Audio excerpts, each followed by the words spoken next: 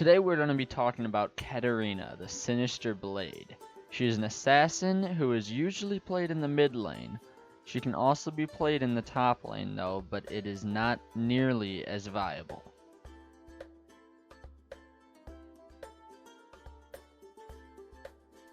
Okay, so Katarina actually has 10 total skins, including her original base skin, Mercenary Katarina, Red Card Katarina, Bilgewater Katarina, Kitty Cat Katarina, High Command Katarina, Sandstorm Katarina, Sleighbell Katarina, Warring Kingdoms Katarina, and Project Katarina.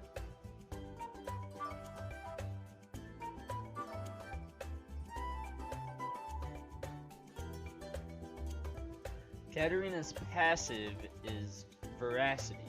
Whenever an enemy champion dies that Katarina has damaged in the last 3 seconds, her ability cooldowns are reduced by 15 seconds. Also, if Katarina picks up a dagger, she uses it to slash through all nearby enemies, dealing magic damage. Katarina's next ability is called Bouncing Blades, and it is her Q. Katarina throws a dagger, dealing magic damage to the target and to 2 nearby enemies. The dagger then ricochets onto the ground behind the primary target. The dagger will always land 350 units on the opposite side from where it struck the first target, getting there in the same amount of time regardless of how many times it bounces. Katarina's next ability is her W, Preparation.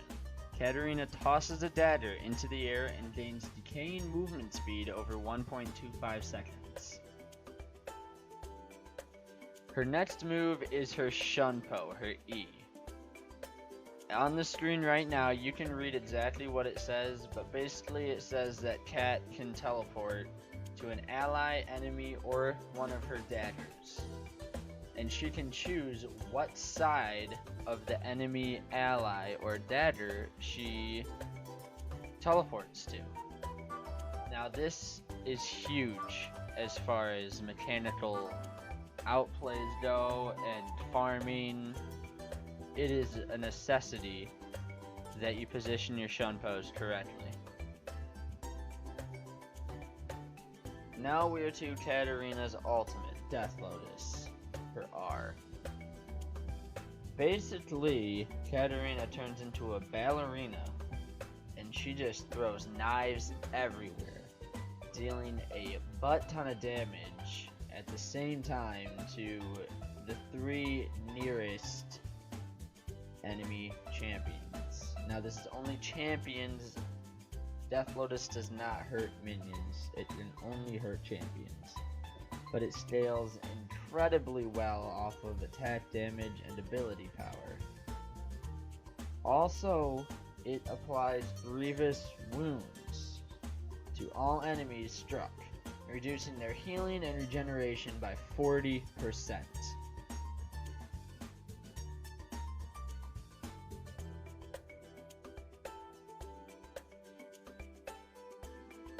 Assuming you're taking Katarina into the mid lane to play her as an assassin, a mage assassin, there are 3 different starting builds that you can buy on your first buy. One of them could be Longsword, 3 health pots, and a warding totem. Buying a Longsword first not only helps you with your last hitting, it also gives you early amplified damage on your Shunpo, because the scaling on the Shunpo is still very good. Even though it got nerfed, it's still good. Another start you could go is going boots 4 pots. It's kind of the safer one. It's the safer start if you think you're gonna get bullied a lot. But it's by a mage, you think you're gonna get bullied a lot by a mage, you can run boots and 4 health pots, and you'll have enough health regen, but you won't have that early damage. Another cocky start would be a Dark Seal and 3 pots. This seems cocky, but it's not that cocky because of Katarina's level 3 power spike. Finally, there's the armor start, which I would only do this if you are against people you need to rush Azonias against. For example, Zed. Zed, you would rush Azonias, so you would want to get cloth armor right off the start.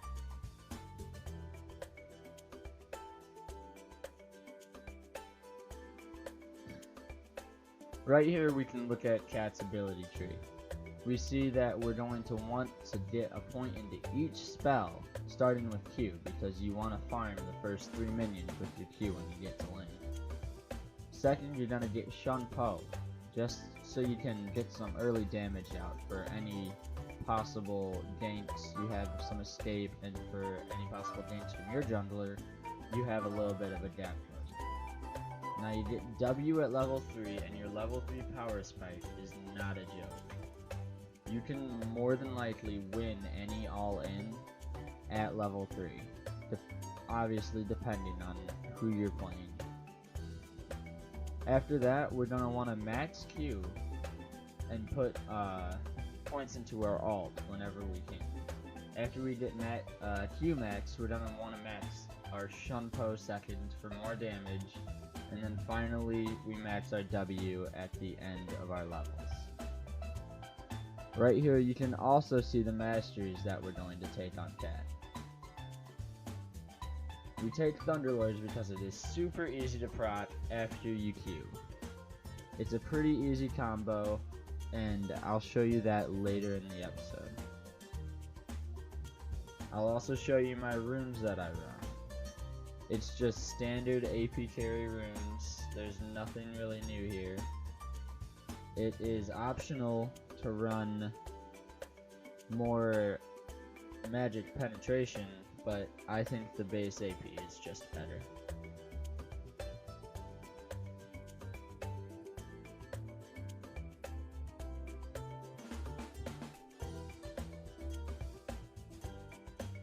Right here I'll talk about a bit more of Katarina's essential items. These are items that she almost needs in order to pop off. Hextech Gunblade is almost the first item you need to get every game. Even though they nerfed the damage from it earlier on in the game, it's still an extra spell to do that last little bit of damage that you need to get off in order to secure the kill. That might be the difference between you getting your resets and you not getting your resets. After you finish your Gunblade, this is around the time when you want to finish up your boots, which is almost every time going to be Sword Shoes for the magic penetration. After you finish up your boots, there are a couple different items that you could get, and all of them work perfectly fine. It is all situational. If you are snowballing super hard and you're just getting a bunch of kills and you can expect many more kills to come, build a Dark Seal. Build it a little bit late. If you're still rolling the way that you think you're going to be, then you will have stacks on that Dark Seal in no time, and it will be a Magi's before you know it with full 25 stacks. But if you're going a little slower but you're still stomping kids, build a Rabadon's or a Luden's Echo. Having that extra ability power and that extra damage for your burst is so good. It is so good. Now, 2 items that you could build if your opponent is building MR against you. You could build one, either a Void Staff, or 2, a Liandry's Torment. Pretty sure that's what it's called. You can build either one of those. They're both amazing spell penetration items, and they work really well against the Abyssal Buy. But the Abyssal Buy is also another build that you can go. You can throw that into your build wherever you want. You can even rush it if you are really getting stomped that hard and you need that extra protection. You can rush an Abyssal and you will still have the damage to skirmish. It is so nice. The builds with Katarina are so flexible. She just has 6 core items that she has at the end of almost every build. And here they are with their possible substitutes. You can mix and match this build however you want, as long as you get a Gunblade in your first 2 or 3 items.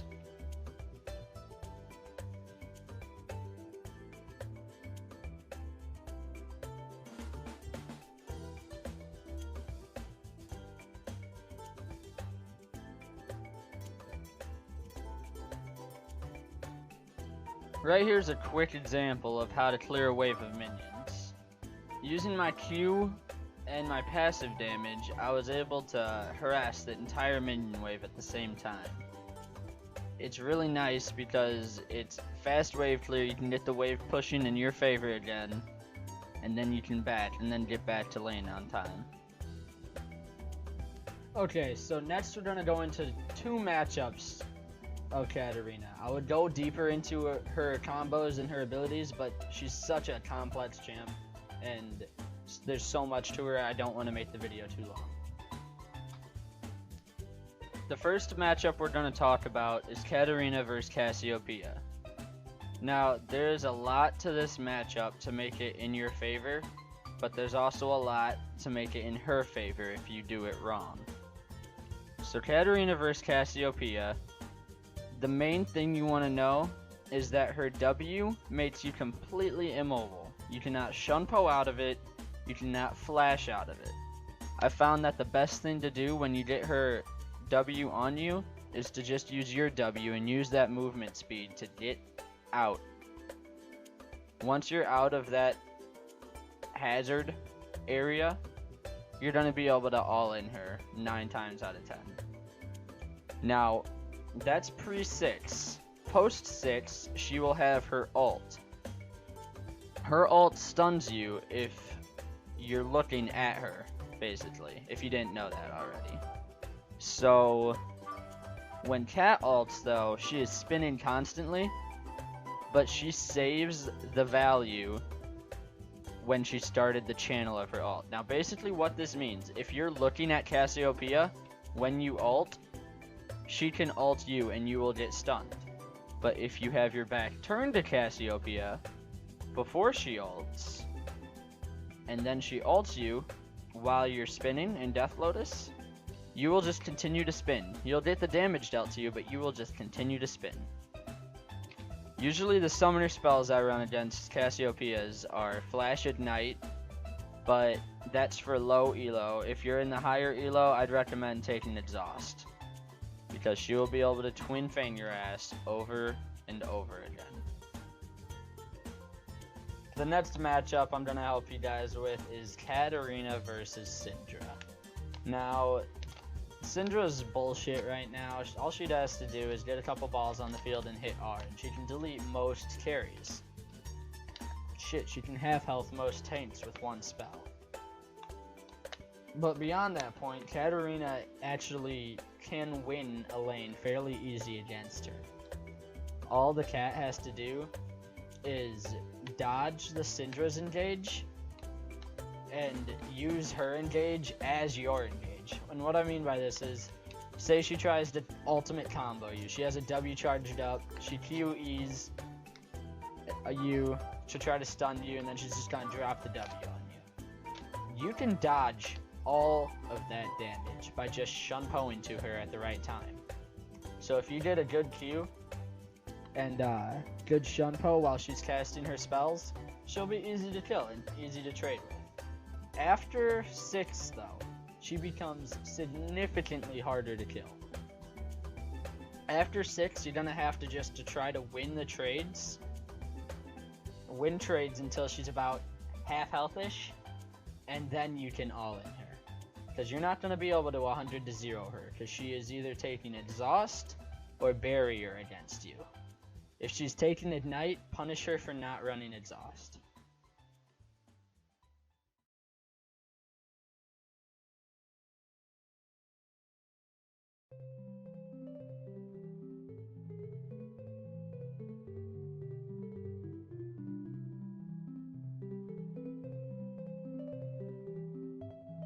While running back to your lane, use W's to get movement speed.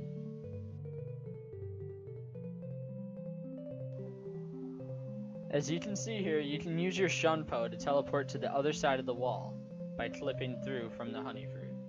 You can also do this with your daggers on various walls throughout the map.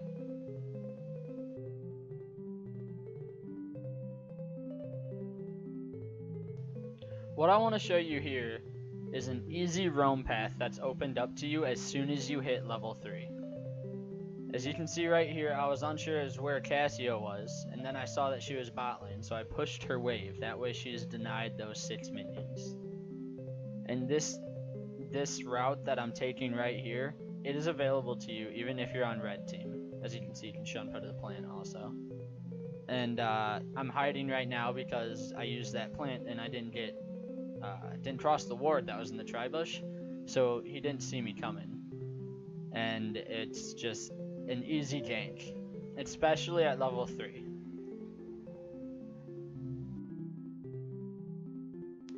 What's up, guys? Thanks for sticking it through to the end of the video. This one ended up longer than I originally wanted it to be honest. I wanted to put a lot more into it, but I couldn't because of time.